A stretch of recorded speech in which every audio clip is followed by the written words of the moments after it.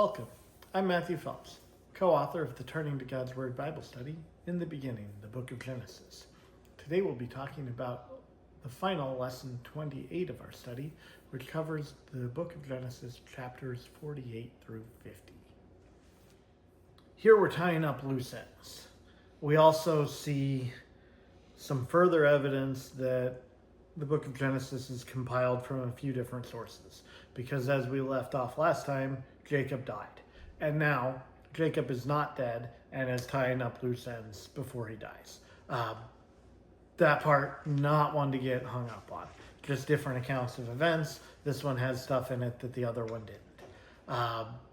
There are a few key things here that need to get settled before before Jacob passes away.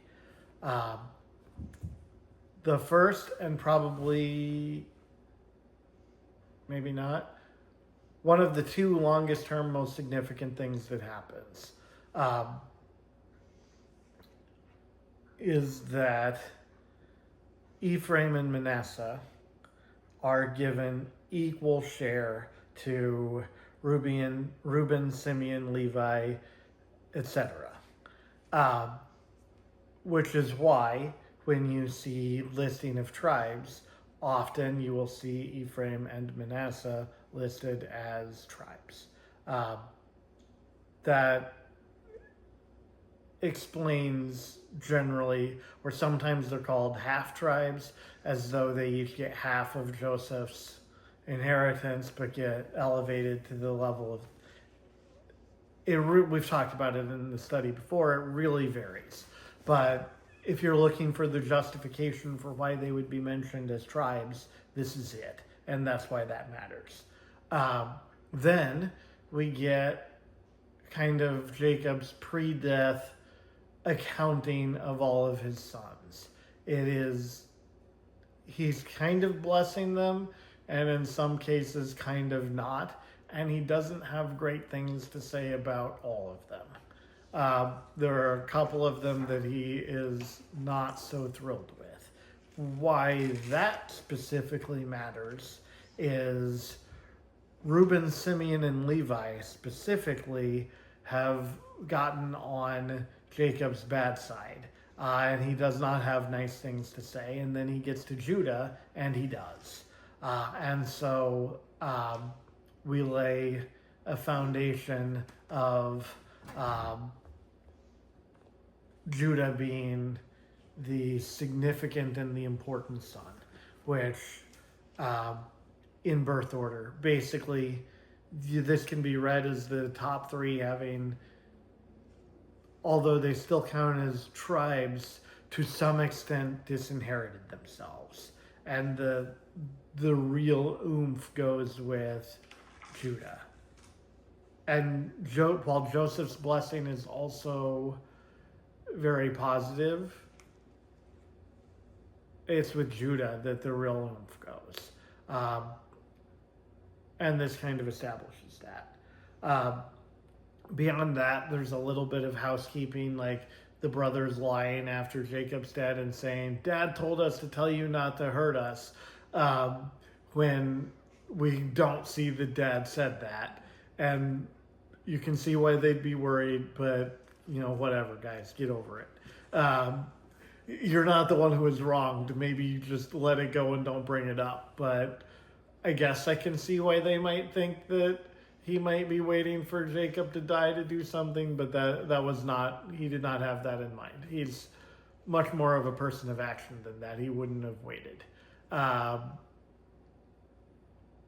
And beyond that, Joseph goes home again at last to bury his dad, and then he returns and he decides that he also would like to be buried in the Holy Land in Canaan, and that when God delivers the people from Egypt, they should take his remains with them, which they do. So by and large, we're wrapping up in terms of setting the course of these brothers who become tribes and kind of their relationship to the Holy Land, and Joseph being buried with Abraham, Isaac, and Jacob kind of puts him in the line of the patriarchs. But a lot of text, important things happening, but not, there will be definitely parts that we go through kind of quick, and we'll focus on some of those few key points of what this means for descendants of Jacob.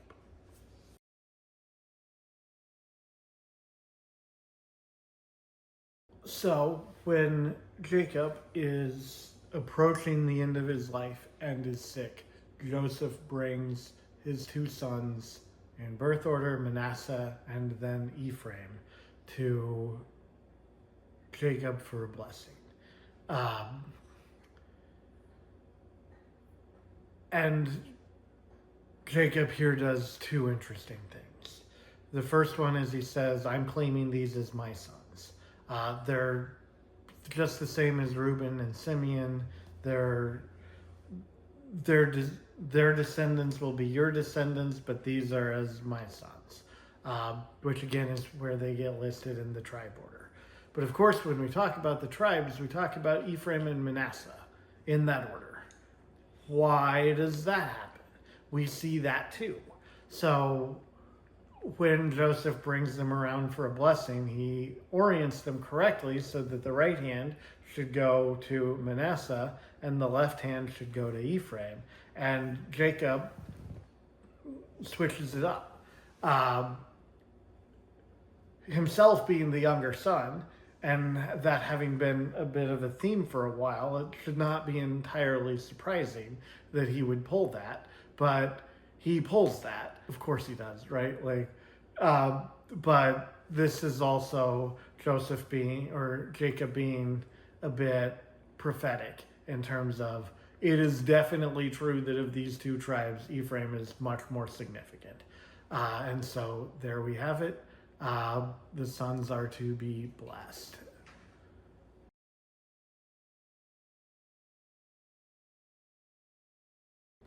Continuing the point, Jacob blesses the two sons. Joseph sees what's happening and says, no, Dad, you've got them mixed up. And Jacob says, no, I don't. I know what I'm doing. And it's on purpose. And Ephraim is a bigger deal than Manasseh. And so he's blessed first. And he will be, both of them are great, don't get me wrong, but Ephraim's greater. And that kind of begins setting up a theme here where Jacob is going to do some comparison of his children on his way out the door, which definitely won't yield, I've told you all this time that I love you all equally. Now that I'm about to die, let me tell you what I really think.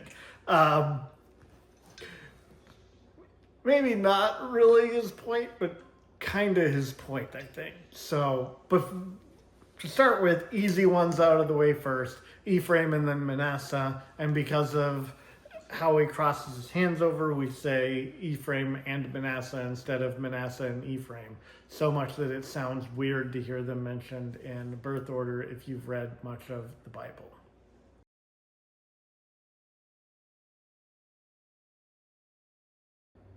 This bit is interesting. Note, and this is important, and I'm bringing it up because I've gotten confused about it myself.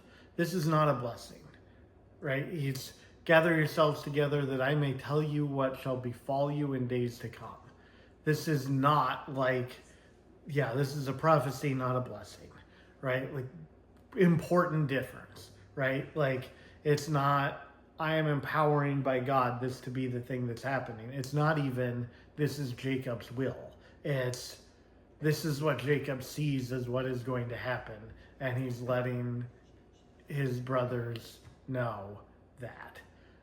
Or his sons, he's letting his sons know that. Here we see the first three, Reuben, Simeon, and Levi.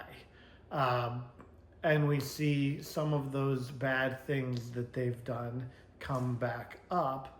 And in general, Jacob does not have good things to say for what is going to happen to those sons or their descendants because of their in Reuben's case, he can definitely was also kind of a hothead, but he had that whole thing with one of his father's, not wives, but one of the concubines, which very much not appreciated. And then Simeon and Levi are super violent, although in one case that tendency comes in handy with the Levites, but that's not where we are yet. But for now, negative traits, bad view toward Reuben, Simeon, and Levi.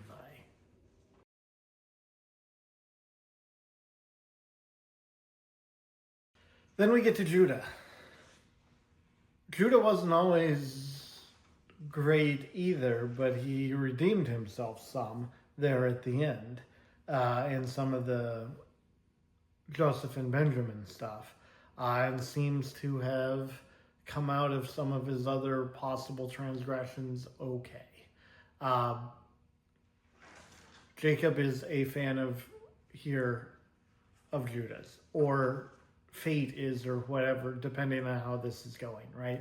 But probably the key line that gets brought up a lot is the scepter shall not depart from Judah, nor the ruler's staff from between his feet, right? Judah is destined for power and authority.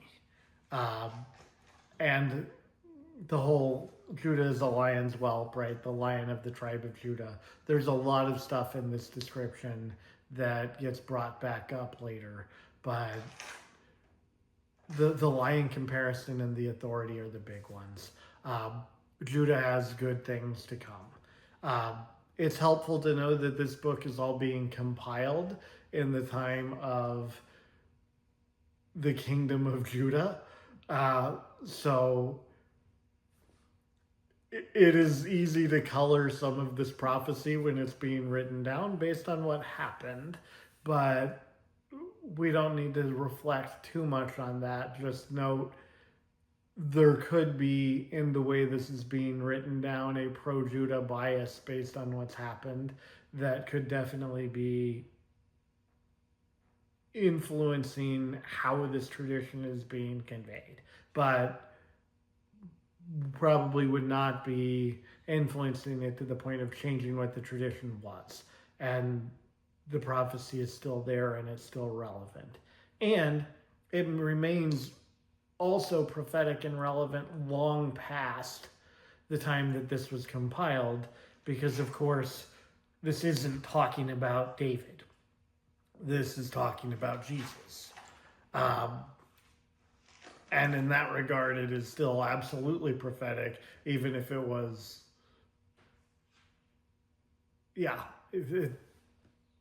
incredibly valid and important stuff. Judah's the one that matters the most in the long run.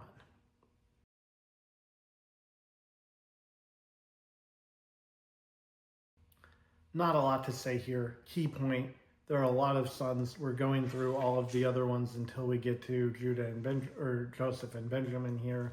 These are not negative like the first three were. They're not as positive as the Judah one was. They're commenting on generally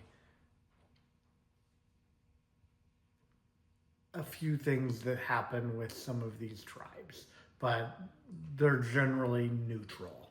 And if you want to look at like the history of how some of these tribes developed and look at if these things are relevant, you can kind of do that, but that kind of deep dive is way beyond the scope of this study. So for the sake of argument, let's just say these are neutral.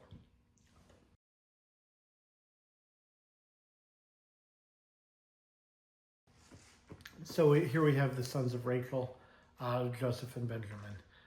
Benjamin is also kind of neutral, like most of the other brothers.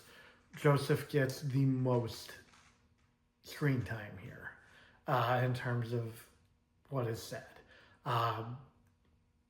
And I think the biggest deal here, this is the closest one to a blessing, right? We know so far that blessing has been passed down to one son only. And you could read this as that happening here, right? Um, there's stuff about the blessing of your father, that being Jacob, and the implication that it's going to Joseph as well, um, more than an implication. Um, this isn't, the interesting thing is we're too far into Joseph's life, right? So this isn't actually Jacob conferring that blessing. It's Jacob acknowledging that God already did it, right? So we're still not at a point. This isn't like Isaac blessing Jacob, which made it happen, right? God already transferred the blessing from Jacob to Joseph as a part of bringing everybody to Egypt. Like, Jacob didn't get a vote, right? God just did that. This is Jacob saying, yep, in case you missed it, God did that. And that blessing did pass on one more time to Joseph to complete what it was intended to do, which gets the people to Egypt and creates the nation or the framework for the nation of Israel. At the point that that's done, the blessing in that form and for the patriarchs is no longer needed. It does dissipate through all of the tribes, right? Which this passage of going through all of these 12 sons can be seen as, and has been seen as, Jacob blessing his sons. I think it's more I think it's all more of an acknowledgement than a conferring of anything, though. And especially this bit here with, it's no longer Jacob's agency, it's God's. And Jacob is the mouthpiece of what God has chosen to do. Whereas it very clearly was Isaac's agency, right? So we're seeing a shift in structure of how this works, wherein this is not a formal blessing by Jacob. Although Manasseh and Ephraim were a formal blessing insofar as they were being, elevated in status, and a different thing was happening. But this is not a blessing in the capacity and in the nature of what Isaac did, right? Like, we're doing a new thing and laying a different framework for how this works going forward. God is the one who blesses. That was always true, but for a brief period of time, one guy had like sole power to direct that. And that one guy was Abraham, and then it was Isaac. And it's not in the same way Jacob. So the sons are, in a way, blessed here, but it's God blessing and Jacob saying, here's what God is doing for all of you. It is not Isaac blessing and Isaac doing it, right? It's the mechanism is different.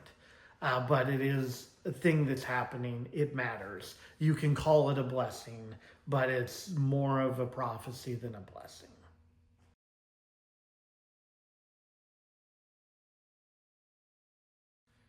So as we've talked about, this was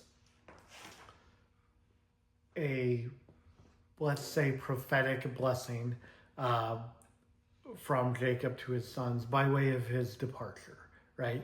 Again, different in character, because the blessings happened like when the sons were coming of age, not when the father was dying. Anyway, we've talked about it. Different thing, important thing though, right? Because it is passing of the torch, right? These people are all going to continue to be called Israel. So what Israel says to them in his passing, like, they still matter and are connected because of Israel. They are the nation of Israel. And this is Israel saying, here it is, guys, nation of Israel, here we are. have fun. And bury me with Abraham and Isaac in the cave at Machpelah. And that's what they're going to do. And then Jacob dies, and Joseph has him embalmed.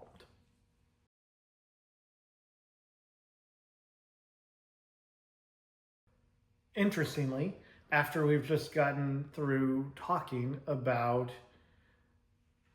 what's going to happen with all of these sons moving forward, who's in charge now that dad is dead? Joseph. And why is Joseph in charge? Because he's in charge of everything in Egypt, and they're in Egypt, right? Like, prophecies are for the future. For the right now, the situation is still very much Joseph is the guy. And so they're going to bury dad. Joseph is going to bury dad. And I guess if the others want to come along, they can, but we don't really hear about that. It's the thing that Joseph does. So Joseph is in charge and is the one named as we're gathering everybody together. Also of note, Joseph may be the second most powerful person in Egypt, but only second. So he needs to talk to Pharaoh before he goes and get permission. There might be some concern on Pharaoh's part that if Joseph goes back home, he wouldn't come back to Egypt. Although that's silly because, of course, he's doing very well in Egypt, and what does he have in Canaan? But Pharaoh doesn't, there's no argument or any stated concern, right? It's just, maybe it's just a courtesy, right? If you're going to leave work for a while, you tell your boss before you go, right? It's probably that. But at any rate, he gets permission, and then all of them go home to bury Jacob. And they spend some time doing it, and they do bury him in the cave at Machpelah, where he wanted to be. And Jacob is laid to rest.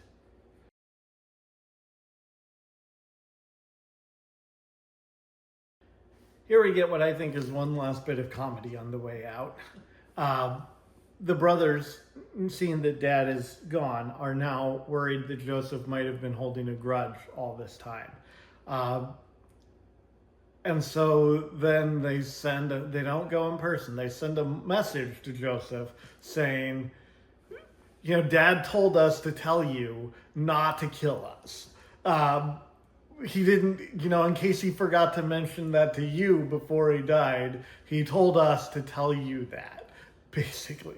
Which, in none of the texts that we have seen, they're lying, right? They're worried about themselves, and they're putting words in their dead dad's mouth. They're lying. Whatever, guys, right? And that's kind of Joseph's point. Like, can't you guys let that go already? I have. It's not a thing. Don't worry about it. Not because you all were so good, but because God meant for good to happen from the really crappy thing that you did. So don't worry about it. You're off the hook because of God. But now that you mention it, that wasn't the nicest thing, was it? But let's just move on, kind of deal. And important thing, it probably is good to establish Joseph isn't going to have a change of heart and kill all his brothers, which some could argue he would be justified in doing, but he's taking the high road.